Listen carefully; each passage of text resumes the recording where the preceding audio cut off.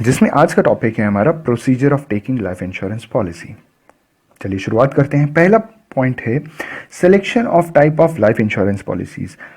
ये डिपेंड करता है कि इंडिविजुअल पे कि उसे किस टाइप की इंश्योरेंस पॉलिसी की ज़रूरत है, क्योंकि जो इंश्योरेंस पॉलिसीज हैं उसमें डिफरेंट एलिमेंट्स होते हैं। हर पॉलिसी में अलग अलग एलिमेंट्स होते हैं, different elements in different policies. अब जैसे फॉर एग्जांपल डिफरेंट एलिमेंट्स की अगर हम बात करें तो डिफरेंट एलिमेंट्स में हो सकता है जैसे किसी इंसान को चाहिए चिल्ड्रंस एजुकेशन की पॉलिसी, किसी इंसान को चाहिए चाइल्ड मैरिज की पॉलिसी, किसी इंसान को चाहिए पेंशन की पॉलिसी। तो ये अलग अलग एलिमेंट्स है। इस तरीके के बहुत सारे एलिमेंट्स होते हैं जो अलग अलग पॉलिसीज में होते हैं। तो सबसे पहली ज़रूरत यह है कि आपको सही तरीके की इंश्योरेंस पॉलिसी की का सिलेक्शन करना है।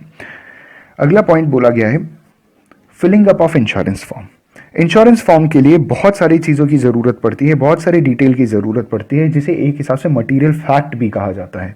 और यही material fact utmost good faith के जरिए एक इंश्योरर को डिटेल देता है। इसमें आपका नाम आ सकता है, नेम आता है, आपका नेशनैलिटी आता है, किस देश के हैं, आपका परमानेंट एड्रेस आता है, आपका किस नेचर की आप ड्यूटी करते हैं, आपका ऑक्यूपेशन आता है, आपके एम्प्लॉयर के बारे में डिटेल आता है, किसके अंडर आप काम करते हैं, टर्म्स ऑफ इंश्योरेंस बताना पड़ता है, terms of insurance, sum assured मतलब आपने कितने रुपए का इंश्योरेंस कराया है उसका सम अश्योर्ड क्या है। उसके बाद प्रीमियम का डिटेल आता है। प्रीमियम आप मंथली बेसिस पे करना चाहेंगे, क्वार्टरली बेसिस पे, हाफ ईयरली बेसिस पे या एनुअली बेसिस पे आप देना चाहेंगे, ये सारी डिटेल्स आती हैं। अमाउंट ऑफ प्रीमियम, आपको कितना प्रीमियम जमा करना है। उसके बाद नॉमिनी के बारे में भी डिटेल आता है। नॉमिनीज जो होते हैं उनका नाम, address, relationship, height, weight, history etcetera, ये सारी की सारी डिटेल्स आपको इंश्योरेंस फॉर्म में भर करके इंश्योरर को जमा करना होता है। तीसरा मेडिकल एग्जामिनेशन। मेडिकल एग्जामिनेशन जितने भी इंश्योरेंस होते हैं, जो इंश्योरेंस कंपनी होती है, उनका हॉस्पिटल्स के साथ टाई अप्स होता है। वो हॉस्पिटल्स जो होते हैं, जो इंश्योरर होता है वो इंश्योर्ड को उन्हीं हॉस्पिटल्स में भेजता है, और वो हॉस्पिटल्स जो भी रिपोर्ट आती है वो कॉन्फिडेंशियल रिपोर्ट इंश्योर्ड को नहीं देती है। वो हॉस्पिटल्स इंश्योरर को वो कॉन्फिडेंशियल रिपोर्ट प्रोवाइड कराते हैं। फोर्थ पॉइंट है एजेंट्स कॉन्फिडेंशियल रिपोर्ट। जो एजेंट्स होते हैं उनके भी कुछ कॉन्फिडेंशियल रिपोर्ट्स होते हैं। एजेंट्स के कॉन्फिडेंशियल रिपोर्ट में आता है कि क्या जो इंश्योरर है, जो इंश्योर्ड है, जो इंश्योरेंस करवाने के लिए आया है, इंश्योर्ड जो इंश्योरेंस कराने के लिए आया है, क्या उसका इंश्योरेबल इंटरेस्ट है कि नहीं,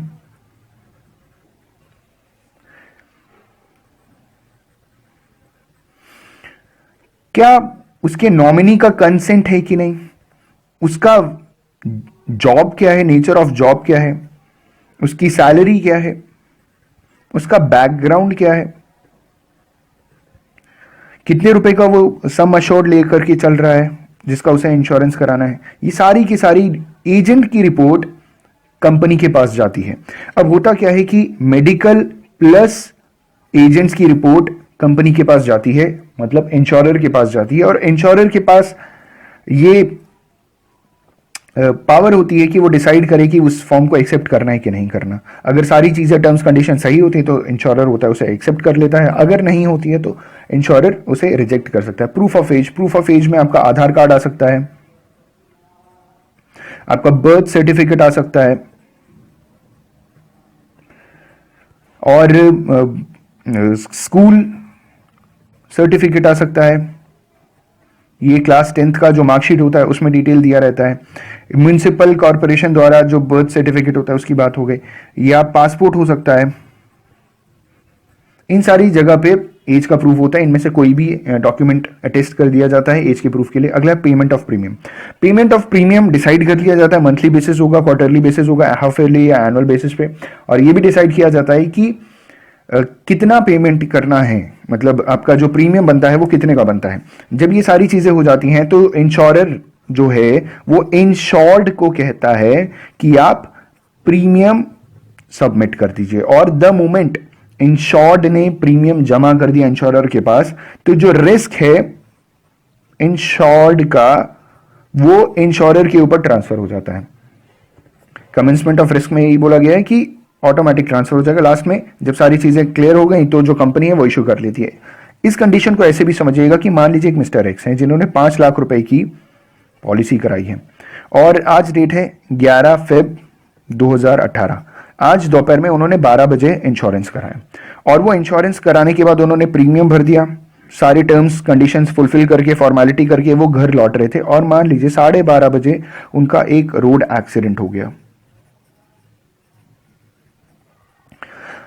रोड एक्सीडेंट हो गया। अब क्या है कि उन्होंने इंश्योरेंस करा रखा था 5 लाख रुपए का।